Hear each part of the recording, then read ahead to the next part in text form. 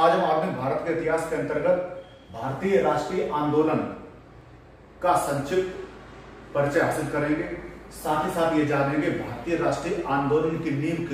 किस प्रकार पड़ी और उसमें किन व्यक्तियों का योगदान रहा। भारत लंबे समय तक ब्रिटेन का उपनिवेश बना रहा और उसका गुलाम बना रहा। साथ ही साथ उस समय जो ब्रिटेन की औपनिवेशिक आर्थिक नीतियां थी, शोषक नीतियां थी, उनके विरुद्ध भारत में एक जनमत तैयार हुआ। साथ ही साथ एक सीमित राष्ट्रीय चेतना का विकास हुआ। भारतीय राष्ट्रीय आंदोलन के अगर विकास की बात की जाए या इसके शुरुआती चरण की बात की जाए तो ये मुख्य रूप से दो घटनाओं पर आधारित है। पहला 1857 की क्रांति या 1857 का गदर, जिसे भारतीय इतिहास में भारत का प्रथम स्वतंत्रता संग्राम भी कहा जाता है। इस गदर के फलस्वरूप भारत में अखिल भारतीय स्तर पर सीमित तौर पर एक राष्ट्रीय चेतना का विकास हुआ अंग्रेजों के शासन के खिलाफ। लेकिन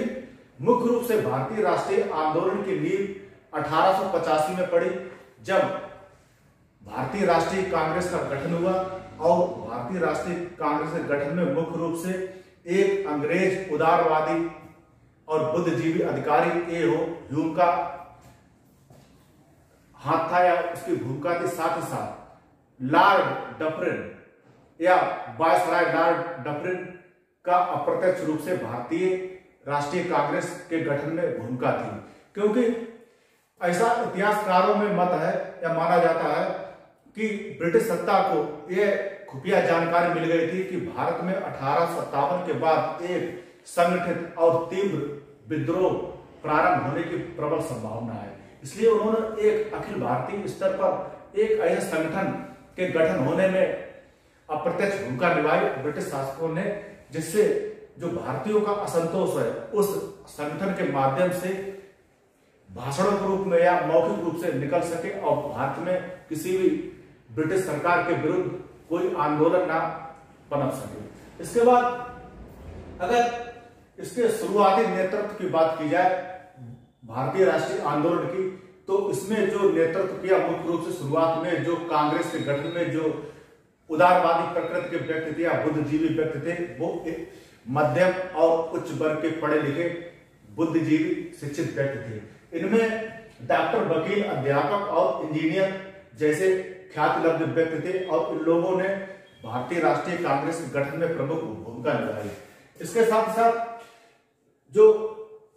उदारवादी प्रकृति के व्यक्ति थे, इन्हें उदारवादी या नरमपंथी कहा जाता है या इनके गुट को उदारवादी गुट या नरमपंथी गुट भी कहा जाता है भारतीय इतिहास के संदर्भ में। और उदारवादियों की जो मांगे थी शुरुआत के 20 वर्षों में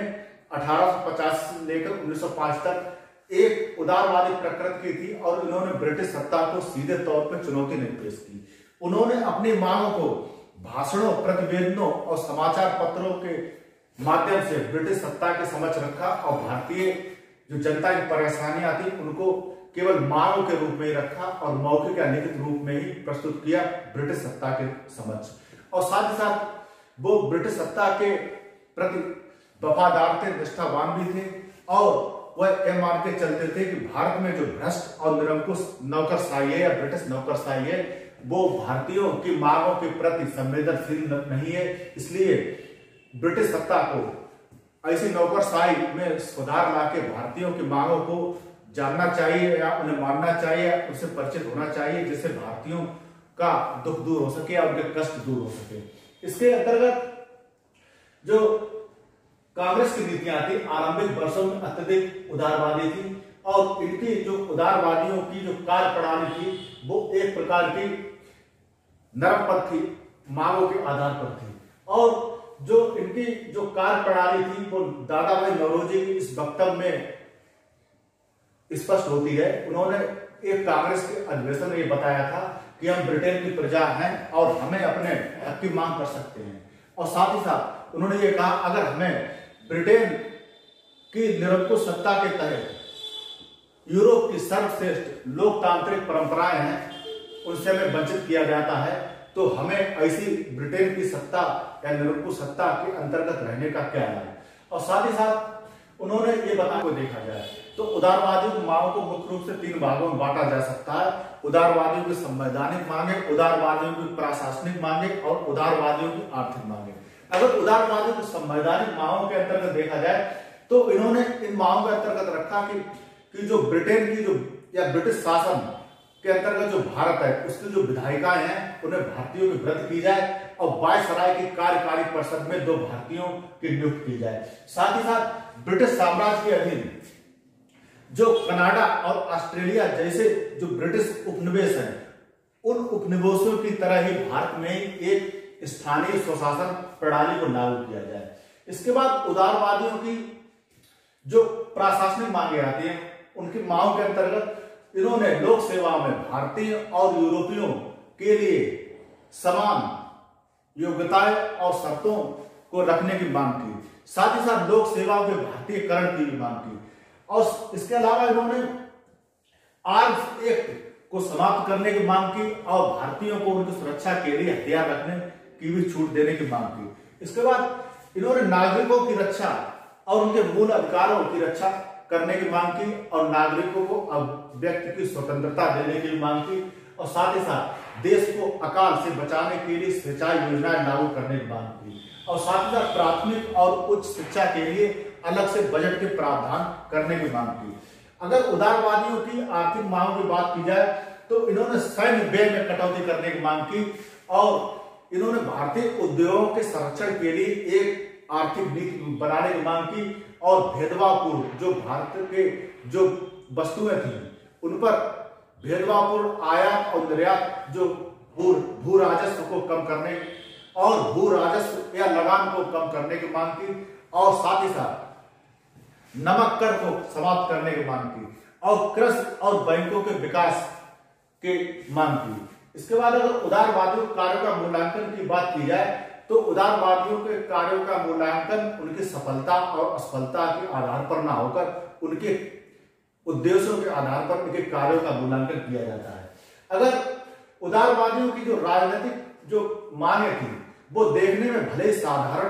प्रकृति की थी लेकिन उन्होंने जो आर्थिक मांगे रखी थी